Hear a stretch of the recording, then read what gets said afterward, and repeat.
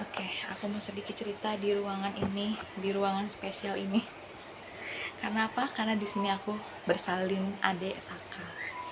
Oke, kenapa aku bisa sampai lahiran di rumah? Kemarin pro kontranya banyak banget. Kak, kenapa nggak diperiksain? Kenapa nggak cek pembukaan dan anak kedua? Gini. Aku sudah periksa berkali-kali dan aku sudah 2 minggu merasakan kontraksi palsu dan pembukaan yang naiknya hanya sedikit-sedikit gitu. Bukan sedikit-sedikit, mungkin akunya terlalu terburu-buru kali ya. Karena aku pikir itu udah mules, ternyata masih kontraksi palsu. Pokoknya tanggal 25 aku itu baru pembukaan 1. 25 Mei aku baru pembukaan 1. Lalu terus tanggal berapa ya? Cek lagi tuh sekitar tanggal 30-an kayaknya deh. 30 Mei itu baru pembukaan 1 longgar. Nah, terus pas hari di tanggal 2 Juni itu katanya baru pembukaan 2. Nah, akhirnya aku memutuskan untuk ikhtiarnya lebih-lebih lagi. Aku sampai ke Kerawang buat pijat induksi karena di Cibitung di Tambun gak ada. Akhirnya aku memutuskan untuk pijat induksi di Rumah Ungu Karawang. Aku pijat induksi di tanggal 7, 6, 5, tanggal 5 nya aku pijat induksi. Bener-bener kayak yang udah tinggal brojol aja ke Kerawang cuman buat menjemput gelombang cinta gitu kan, karena udah nggak ketahan nih mulesnya, udah lama banget gitu kan. Pinggang aku udah sakit, jalan udah sakit, udah nggak enak banget rasanya. Setelah dipijat induksi itu memang ada perubahan kan, karena apa, mulesnya tambah intens. Nah, tanggal 6 pagi, hari Kamis, tanggal 6 pagi itu ke subuh-subuh aku keluar cairan. Aku kira itu ketuban. Aku bilang suami, "Tuh, Han, ini kayaknya air ketuban gitu."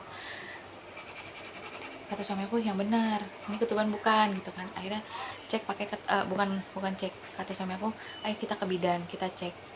Karena dia takut banget, karena pengalaman temennya itu istrinya dia kehilangan istri dan anaknya karena air ketuban gitu kan. Ya udah, akhirnya ayo kita cek. Jam 11 siang di Kamis itu aku cek ke bidan.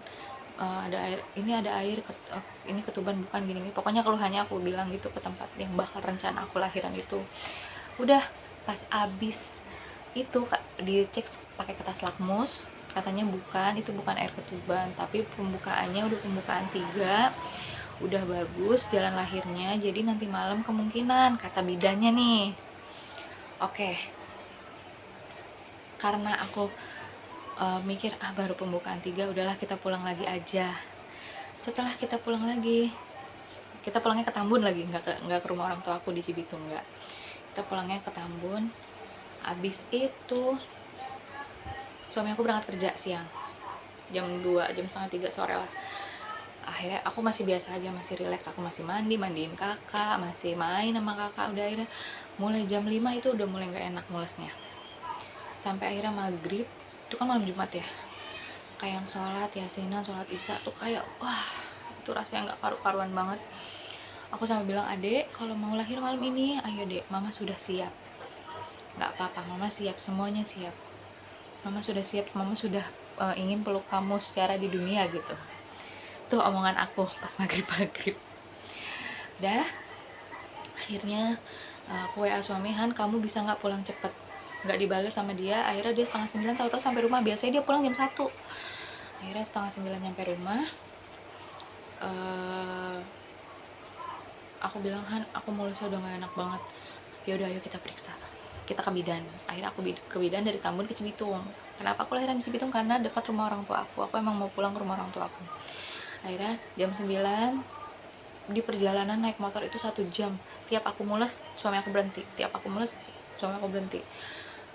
Nyampe bidan, ternyata bidan utamanya, bidan yang punyanya itu nggak ada, udah pulang. Karena udah jam 10 juga kali ya, udah tutup waktu jam operasionalnya. Tapi ada bidan penolong, bidan jaga malam itu. Pas dicek pembukaan, "Teh, ini baru pembukaan 2 longgar." hah 2 longgar udah sesakit ini? Aku bilang, teh ini sakit banget teh, udah bukan cuman mules, ini udah sakit, kata aku gitu. Udah pas abis kayak gitu dia nawarin, teteh boleh pulang, boleh di sini.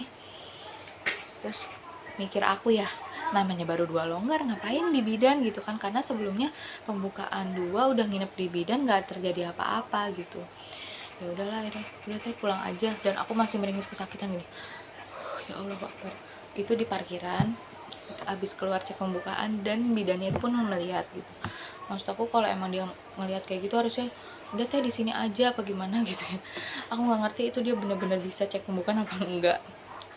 Udah akhirnya memutuskan untuk pulang ke rumah bunda aku yang dekat.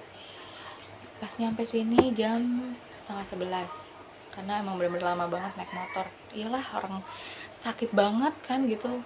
Udah pas nyampe rumah ngelonin kakak, boro-boro ke kelon kakak, dia kasihan banget, dia tidur di sini. Kakak tidur di sini, bener-bener di sini, terus aku di sini. Aku bilang gini, kak, maafin mama nggak bisa ngelonin kakak. Jadi mama minta tolong sama kakak bobo sendiri ya. Gimana dia mau tidur? Gue aja gerong-gerongan gitu. Allahu Akbar, Allahu Akbar, Allahu Akbar gitu. Ada nyebut segala macam. Akhirnya kata suami aku harus gimana, aku harus gimana. Nah, itu udah mulai makin tuh jam 11, setengah 12-an. Kan aku pengen pup. Aku mau ke kamar mandi. Akhirnya aku kamar mandi, aku bener-bener cuman nggak ngeden, aku atur nafas karena bener-bener takut banget yang keluar tuh bukan pup. Aku udah dan nggak ada yang keluar. Balik lagi kamar mandi sampai 3 kali. Aku pengen bener-bener ngeden. Aduh, ini kalau aku ngedenin, kalau yang keluar kepala bayi apa nggak di WC gitu kan. Ya udahlah, kan aku kayaknya pupnya di kamar aja deh, aku bilang gitu ke suami. Aku pup cariin plastik. Kamu yang bener Han, kata suami aku gitu. Udah nggak usah mikir panjang, buruan cariin plastik aja gitu. Akhirnya dicariin plastik sama suami. Kata dia, kamu yang bener dong Han, kata suami aku. Ini aku beneran, aku bener-bener pengen banget, pengen pup banget. Terus kata dia gini, ya Allah Han, masa di kamar udah kayak diam gitu. Aku berusaha untuk pup, ternyata nggak keluar apa-apa. Akhirnya jam 12 aku bilang gini, Han, aku udah gak kuat Han gitu. Coba aku udah bilang gak kuat, terus kata suami aku mau ke bidan. Aku gak kebayang kalau aku ke bidan malam itu jam 12 malam, kalau lahir di jalan gimana gitu. Aduh, aku atur nafas dulu deh. Kamu aku panggilin bidan gak, gimana gitu. Di rumah gak ada orang, aku bener-bener cuman ada aku, suami aku, kakak Hawa, adik aku yang bontot yang kelas 3 SD, terus adik aku yang baru pulang kerja shift 2.